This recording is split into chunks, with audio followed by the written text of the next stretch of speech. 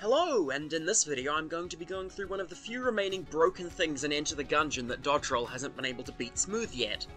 I'll explain how to perform this glitch, and experiment with it on a variety of different weapons to see how it works. I'm actually going to give a seizure warning before this, because while I'm not super sure if it's bad enough to be dangerous, I don't want to take the risk of killing someone. First, what is this glitch, and how is it done?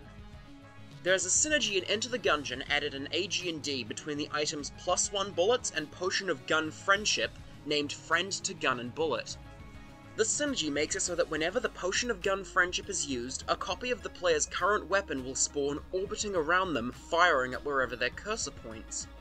This gun fires faster than the normal gun, does less damage than the normal gun, and vanishes when the Potion of Gun Friendship stops being active.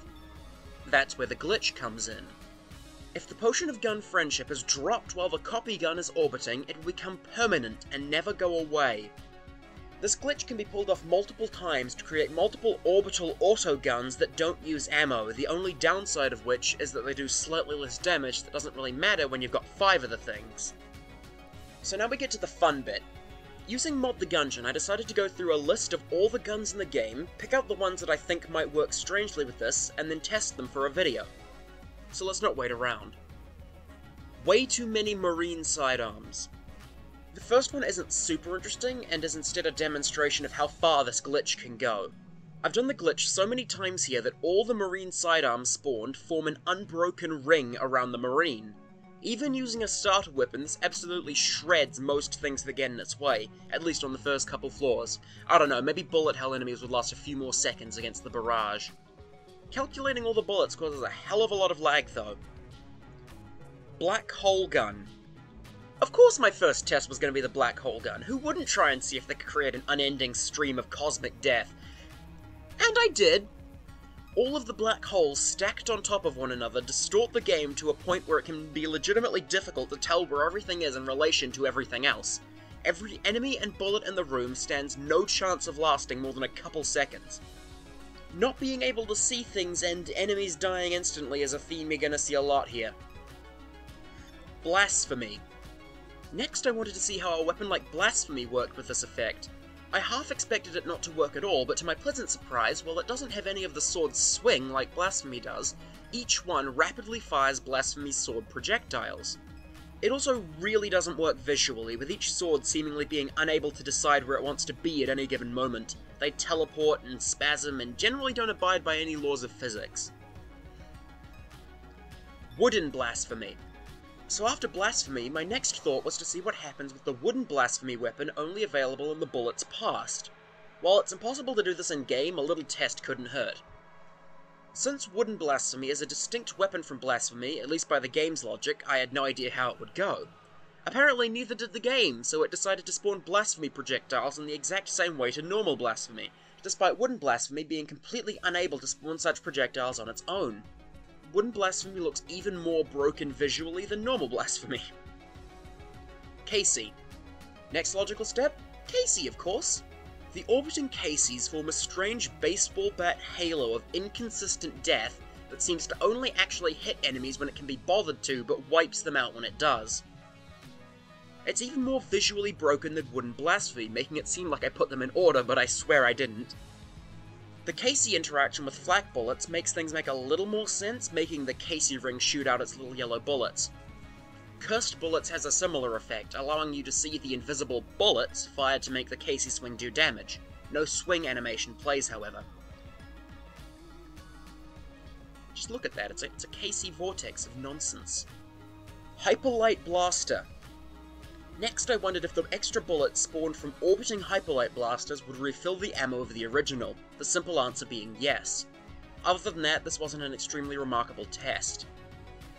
Boxing Glove.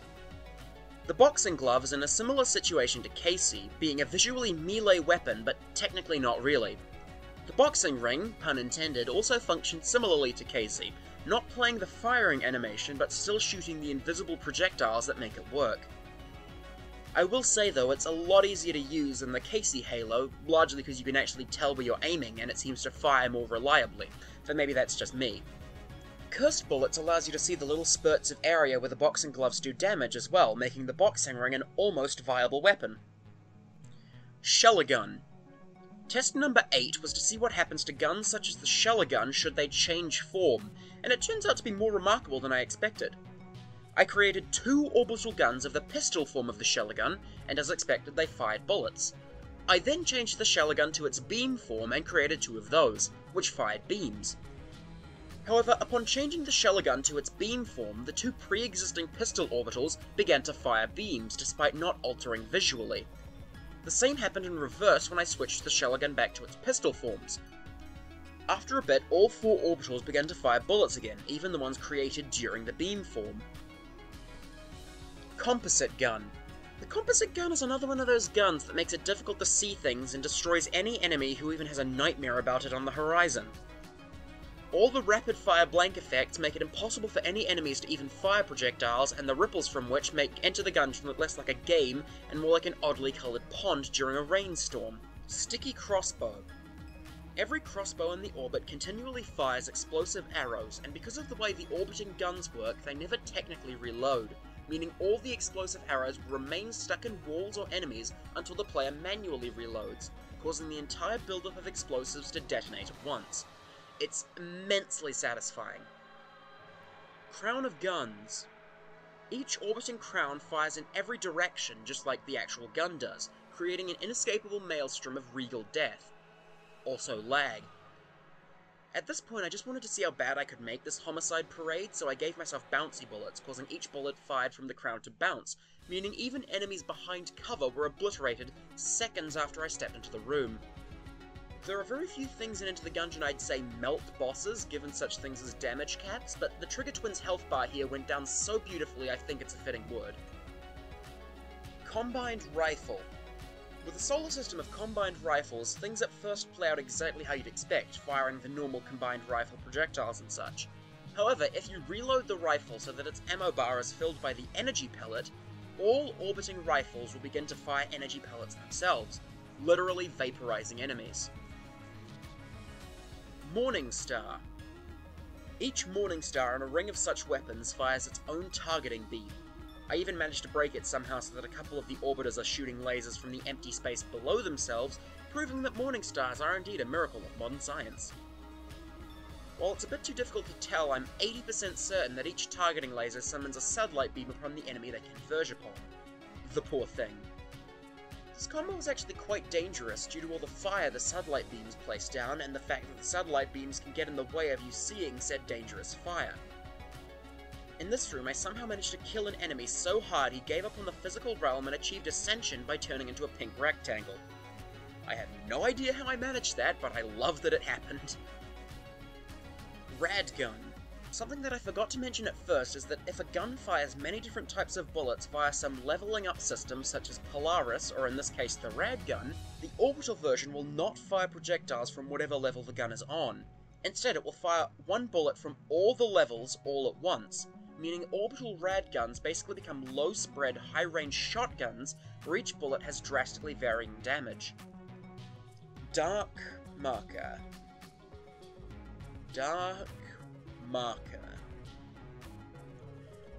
Darkmother was probably the most difficult weapon to even begin to create a ring out of, as even having one of them in orbit turns the game into a cage of unending chaos.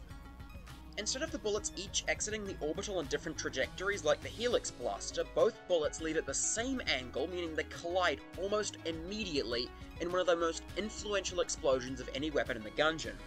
What do I mean by influential? Well, this explosion not only hurts and throws around enemies, but also destroys enemy bullets, hurls items on the ground around at great speed, and even launches the player to and fro with great force. You can even see it here where I'm trying to set up the rest of the footage. Everything is being thrown around with such great force it's nigh impossible to control, and it's basically luck that I managed to grab enough potions as they whizzed past the character. So let's see what it looks like with 6 of the things.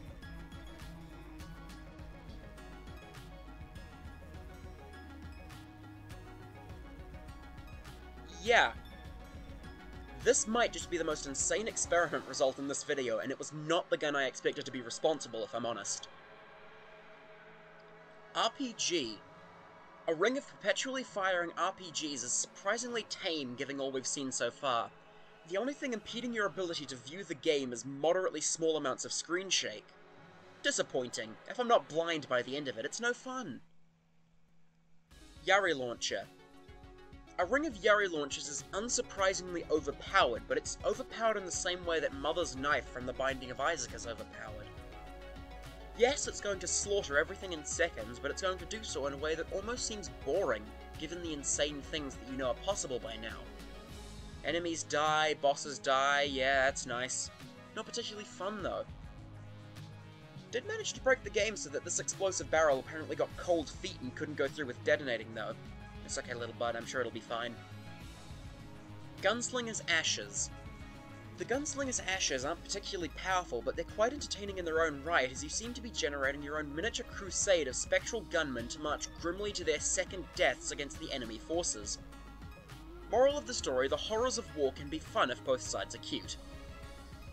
Dueling Laser. Do you want all the enemy-destroying fun of Dueling Laser without the hassle of waiting for it to recharge? Introducing Duel Lasering! The only proven method to reliably inflict dueling lasery death upon all your adversaries within mere seconds between each beam. That's right, no recharge. Ask your doctor if duel lasering is right for you. Wood Beam.